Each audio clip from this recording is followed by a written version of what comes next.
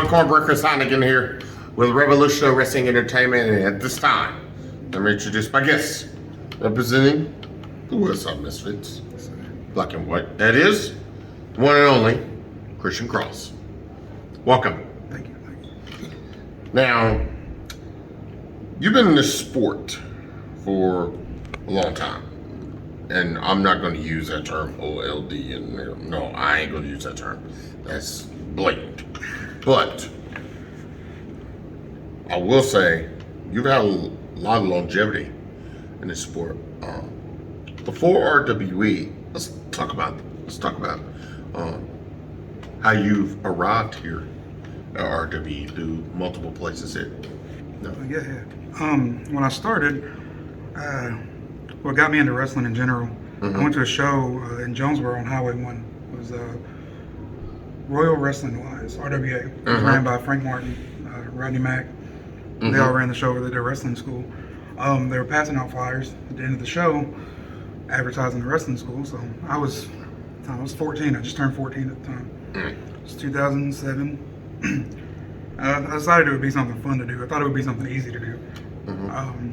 But here lately I've proven it wasn't easy whatsoever. I wanted to quit on my second week. But from there, I trained, and that place, it just kind of withered away and shut down. So I moved to Alabama, and I got my start there with Wrestle Birmingham. So Pull of Bob Armstrong, his sons. They did the training there, so I went down there with them for a little while. Not long enough to say that they trained me and I know everything they know. It wasn't anything like that. Right. But I moved around a little bit, went to different promotions. I did more of the deathmatch style when I first started. Right. Because at the time I didn't know I needed to take this business as serious as I did. So I started with death matches, and it worked out for me for a little while. Then the injuries started adding up. So I started trying to work regular matches and regular shows like that, but that's where the training came in. I found my way going to a show down the road,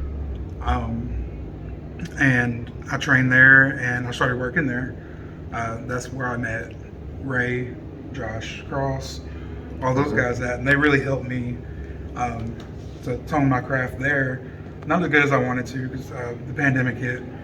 Everybody had to slow down.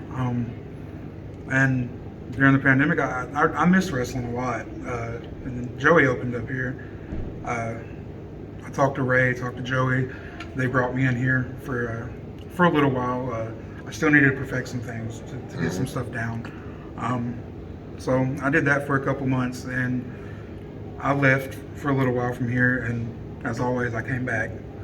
Joey welcomed me with open arms the second time. The second time, that's when I really started to settle my stuff down and take this seriously, and that's how I am where I am now. 4-time tag team champion. The only man to do it.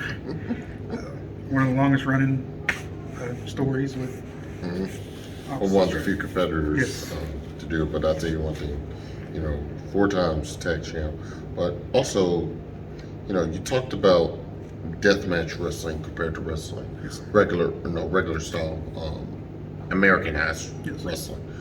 What would you say is one of those big differences there?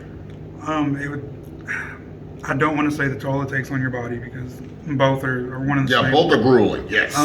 In deathmatch, you have to worry about what's going to happen that night or that day when you do a certain type of match, because you never know what's going to happen. You can't control the weapons, the gimmicks, whatever's in that match. You can't control what they're going to do when that breaks. The effect it can have.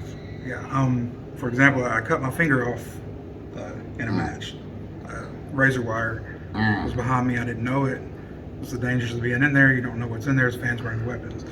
So there's more of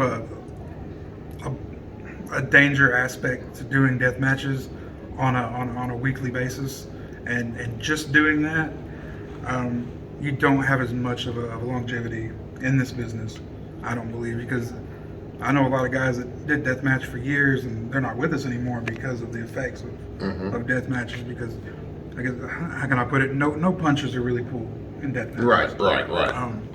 It's brutal. There's glass. You're bleeding almost every weekend. So like the differences, there's not a lot of huge differences. It's still a wrestling business, but I just believe that you have a shorter time period to be in this business if you're just going to do death matches. Well, I know primarily you're normally known as a tag team competitor, but I know a lot of people do not know that you are a Smash Mouth singles competitor. If I really have to put this question to you and you just give me an open answer, honest answer that you can, your answer. What would you rather prefer? The singles aspect of it or the tag team aspect of it? Because your success has become, as you pointed out, been more inside of a tag team setting because you're former 6-man tag team champ as well. Yes. Would you rather prefer the singles route or the tag route if you had to make that call? If I absolutely had to make the call, in the last few years, I'd say tag wrestling, tag team wrestling. There's such a huge difference in the two. You can do so many different things in a tag match. More of a teamwork Yes. style. You can feed off of each other, and if you click, and you have a very well put together tag team, which I've been lucky enough to have Exactly. twice since I've been here in DFP and in the West Side Misfits. I don't mind singles wrestling, but I've gotten so accustomed to tag team wrestling because It's almost becoming like your birthright. yes, So to speak. yeah. Because I started the tag team wrestling in 2018, and I just kind of stuck with it. I did my singles stuff, but I just feel like I'm better in a tag team. Better suited being part of a team rather than. Exactly. Yeah. Well, ladies and gentlemen, when we come back, we're going to talk about some of his brutal matches, some of his best matches. Right here. You keep it right there. Hi, everyone. I'm Cornbread Chris Heineken, the Dean of Arkansas Sportscasters, inviting you to join myself and the voice of the revolution, DJ Mike T, for the RWE Power Hour each and every week live. Special guests, breaking news, so much more. Anything can happen live, and it's unpredictable. Join us for the Power Hour. Planning a wedding, party, school dance, or event? ST Entertainment can help you with all of your audio needs. Whether it is formal, semi-formal, or casual, whether it is a large venue or small, ST Entertainment has you covered with the best music, party lights, and high-quality sound for your events needs. ST Entertainment has a huge music selection from all music genres, and we can cater to your music tastes and that of your guests. Call us today for a quote before your special day is booked up, and let ST Entertainment help make your event unforgettable for you and all of your guests. 870-262-7742. That's 870-262-7742. Call today. All right, ladies and gentlemen, we're back with the one and only Kristian Kross. And we were talking about your journey all the way up to RWE and what would you rather prefer, singles or tag.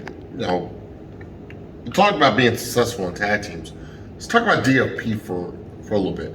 You know, this team was formed based off of what happened with Craze Hooligans, if I'm not mistaken. Yes, I believe so. Because Justin Vincent, who was a teammate with the legendary Loose Cannon, and then once that deal split, then all of a sudden you are inserted into the mix. How did all of this start with you and Justin Vincent? Me and Justin Vincent, we've been pretty close for a long time. I consider him one of my best friends. He's been one of my best friends in this business for a long time. He's one of the ones that actually got my foot in the door here, and DFP was, I always say DFP was something special. We were something different around this area. I don't think that there was I'm not saying that there weren't any good tag teams, obviously. There's a lot of great tag teams. There's been a whole lot to come right through here, and still a lot there's still right today. Exactly. And I guess it's just me tooting my own horn. from when I started to when we formed DFP and got the ball rolling on that, I want to say we were one of the greatest to come through here. We left our mark here. I mean, you guys are the first 3-time, Yes, you know, sir. RWE Tag Team Champion. Yes. And let's talk about one of those crazy matches that you guys have had. You guys have had death matches and all that, but the one that really stands out was the night that you guys won the title for a 3rd time. And that was the Pits of Hell match. the Pits of Hell match. Yes, sir. And that involved 3 teams. And you guys ended up on top in what many call it one of the bloodiest bloodbaths in RWE history. Yes, sir, it was. So talk to us about that one, because that ended up being one of the match of your candidates. Yes, yeah. That match, there was a lot of stuff going into that match. Like we went back to earlier, we'll go back to that about death matches being so much more. You have to be safer, if that makes sense, with death matches. Almost like protective Yes. of yourself. Yes, exactly. Because you have all these different things, you know, to work with out there. You have to make sure that you're not going to kill yourself, kill somebody else, really hurt somebody else, hurt Right. yourself. So going into it, as always, it's nerve-wracking going through that match. Right. Either way. Especially one that I've never been in one that was built up so long. Yeah. We did that over 8 months. 8 month long thing there. But that match, I say it was one of my best matches, one of DFP's best matches. Not because it was death match. I mean, of course, you know, it was something special. Right. But yeah, I just think that that was one of our best matches, one of our bloodiest matches. And now we transfer all of that into you becoming the muscle for the West Side Misfits. And in the process, becoming 1/3 of 6-man tag champs, and you become a 4-time RWE Tag Team Champion. Yes, sir. What's that experience like when you ended up become part of the group right before it now splits into red and black and white? That whole process is kind of a complicated process. You know, the Misfits, they had a lot of people come and go. Right. None bad.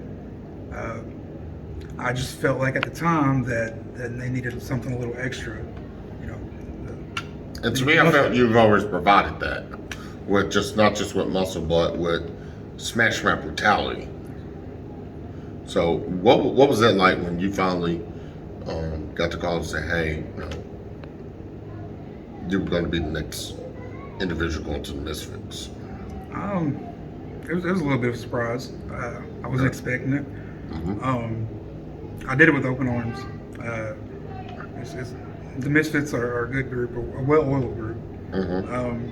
Even now, just me, Wade Matthews, and Connor Vega, we're still a well-oiled machine. You see it every week when we go out there. We do what we have to do to win. Okay, now let me pose this question. This is one of my final questions. Do you see you three becoming 6-man tag champs again, or winning back the RWE Tag Team Champion? Maybe you can make history again, this time becoming a 5-time champion. You can never really say never. You can never say never. Ooh, very strong words. On the one and only Kristian Kross. It's been Chris Heineken.